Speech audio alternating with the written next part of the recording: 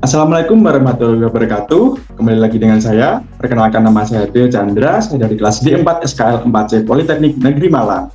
Nah, pada kesempatan kali ini saya akan membuat tutorial cara pembuatan single line diagram pada software Ellipse Power Studio.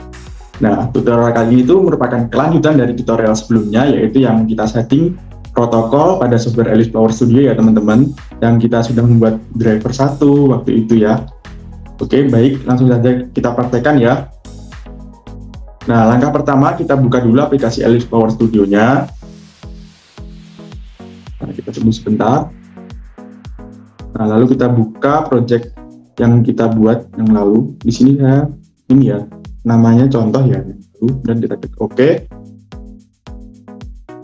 Nah, langkah pertama yang kita lakukan yaitu kita membuat sub 1 atau substation. Caranya yaitu di sini kita scroll bawah, ada server object ya. Lalu di sini power configuration. Kita klik configuration. Ini ada power configuration. Nah, di sini kita menuju ke tab yang di bawah electrical modeler. Di sini kita klik. Nah, muncul tampilan seperti berikut. Kita tambahkan di sebelah sini ada substation ya. Klik. Kemudian kita arahkan ke screen, kemudian klik lagi untuk menempel. Nah, jadi seperti ini ya teman-teman sub 1-nya. Lalu langkah selanjutnya yaitu kita tambahkan busbar, breaker, trafo, switch, dan load pada substation-nya. Caranya kita klik 2 kali substation-nya seperti ini. Nah, kita udah masuk ke dalam substation. Kita tambahkan busbar.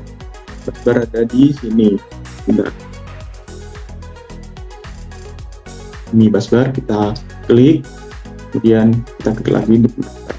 Sini kita bisa tarik-tarik ya teman-teman, biar agak panjang. Selanjutnya yaitu breaker, klik, tempel. Selanjutnya yaitu trafo, klik, tempel. Di sini kita bisa diputer-puter ya teman-teman, karena ini posisinya masih horizontal ya. Kita buat vertikal dulu. Nah, seperti ini, dan kita lepaskan. Setelah trafo yaitu switch, kemudian tempel. Yang terakhir adalah load. Ini ada load dan tempel. Lalu untuk menyambungkannya, bagaimana caranya? Di sini kita ada yang namanya jumper. Kita klik. Cara penggunaannya yaitu setelah muncul seperti ini. Nah, kursornya diarahkan, kan warna biru. Kita klik sambil ditahan, jangan dilepas. Kemudian arahin ke objek yang lainnya untuk yang disambung. Nah, di sini saya arahkan ke busbar. Nah, setelah seperti ini menyala biru, kemudian kita lepas. Nah, tersambung. Lakukan itu semua ke semua objek ya. Klik dulu, lalu arahkan sampai biru. Klik sambil ditahan, arahkan, kemudian lepas. Nah, lakukan seperti ini semuanya.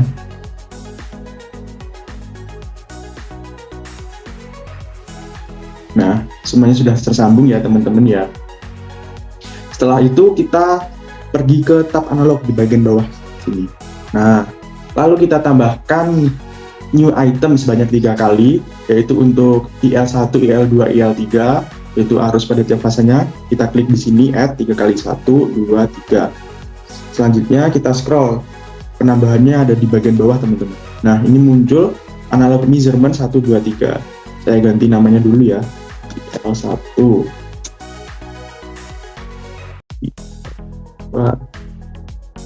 L3.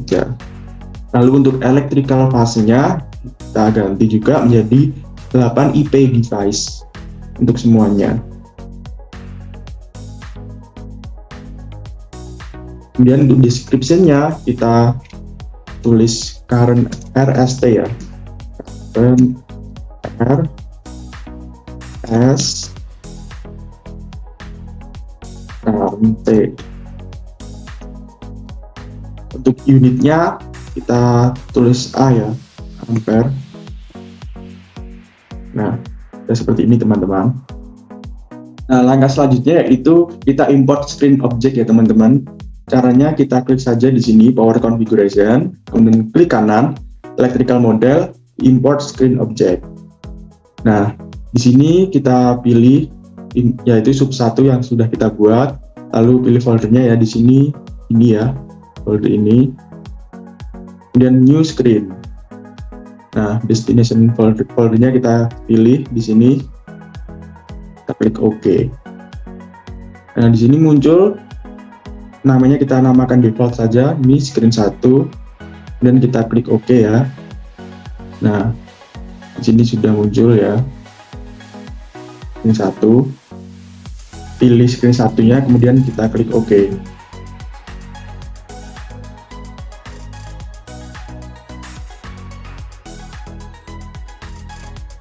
Nah, ini single diagram yang kita buat sudah muncul di screen ya.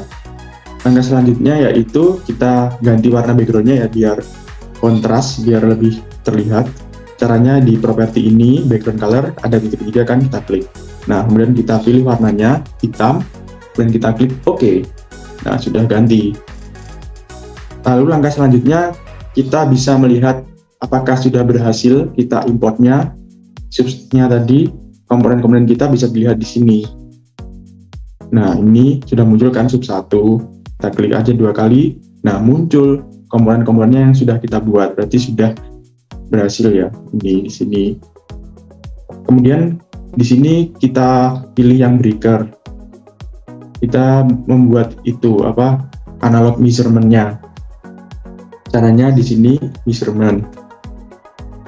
Kemudian kita klik add analog measurement sebanyak 3 kali karena kita mau pengukuran di tiap fase RST ya. 1, 2, 3. Sudah muncul kan, di sini ada 3. Kemudian kita pilih analog measurement, kemudian tipenya kita pilih yang kita sudah buat tadi, yaitu IL1, IL2, IL3 sesuai urutan ya teman-teman.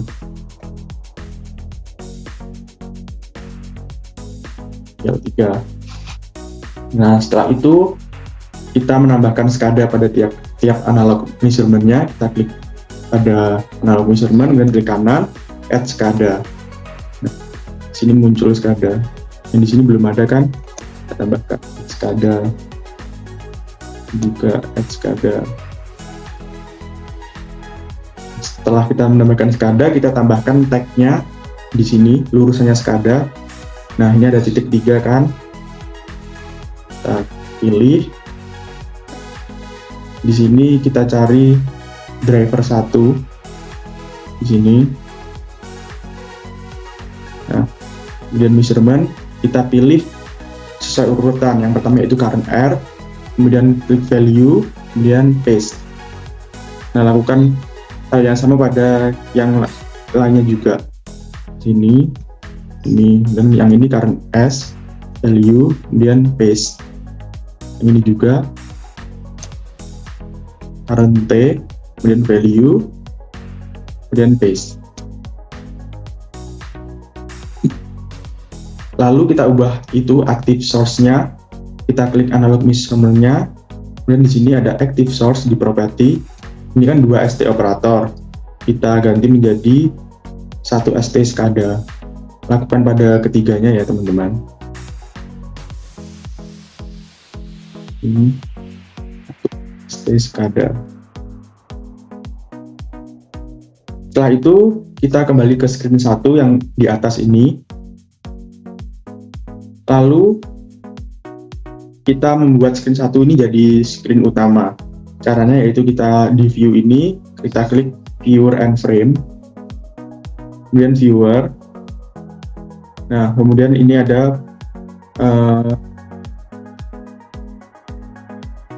kemudian di sini ada property, kemudian ada initial screen, kita ganti. Nah, kita klik di sini titik 3-nya. Kemudian ini kan ada 2. Ini kita pilih yang screen 1, kemudian kita klik paste. Nah, udah. Lalu kita jalankan domainnya. Cara untuk mengetasnya ya, caranya ini di sini ada saves and runs the domain. Kita klik. Nah, ini adalah hasilnya ya teman-teman. Kemudian kita close.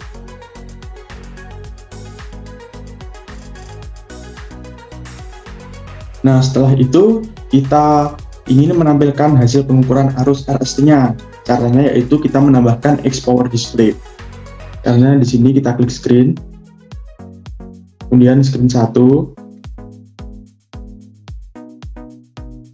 kemudian klik kanan, insert X Power Display. Di sini kita klik. Di sini kita buat 3 ya teman-teman.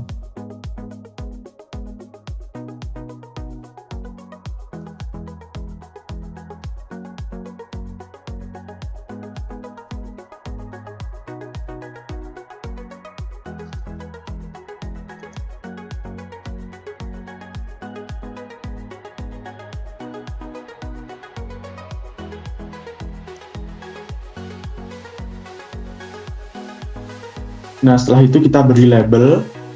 Caranya ini di sini.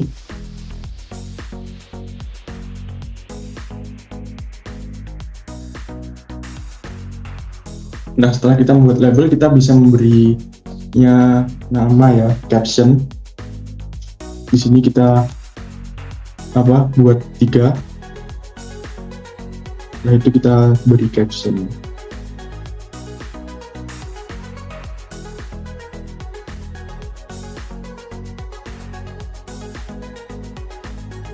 Nah, kita bisa sesuaikan ukurannya. Cara memberi captionnya yaitu di sini kita klik, kemudian di properti ini ada caption ya.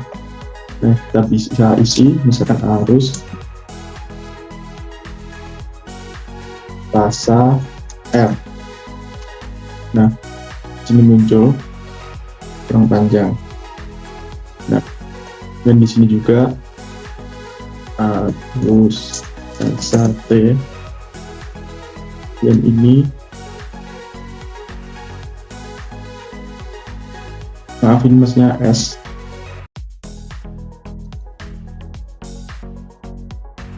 Nah, yang ini baru yang T.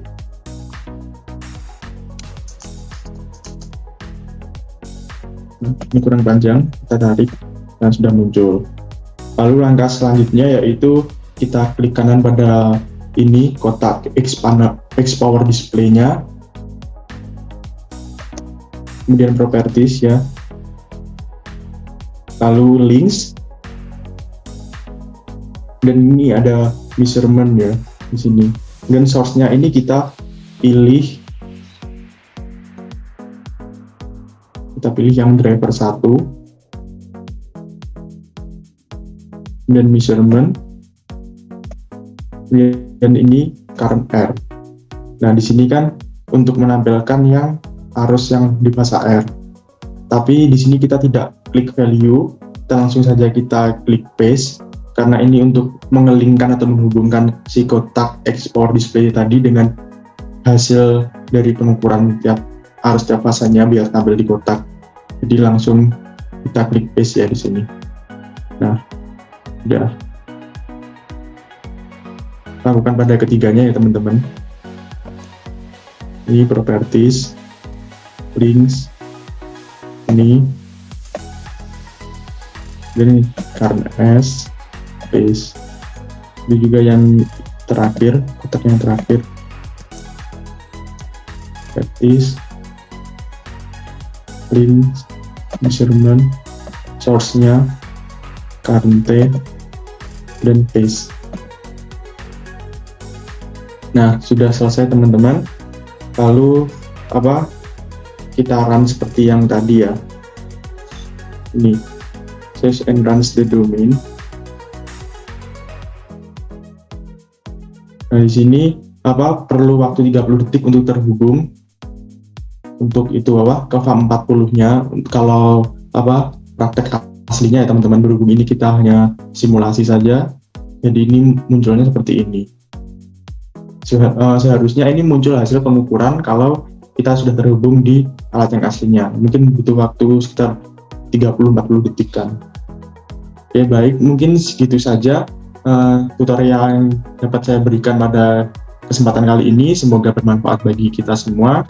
Sekian, terima kasih, maaf kalau ada salah-salah. Wassalamualaikum warahmatullahi wabarakatuh.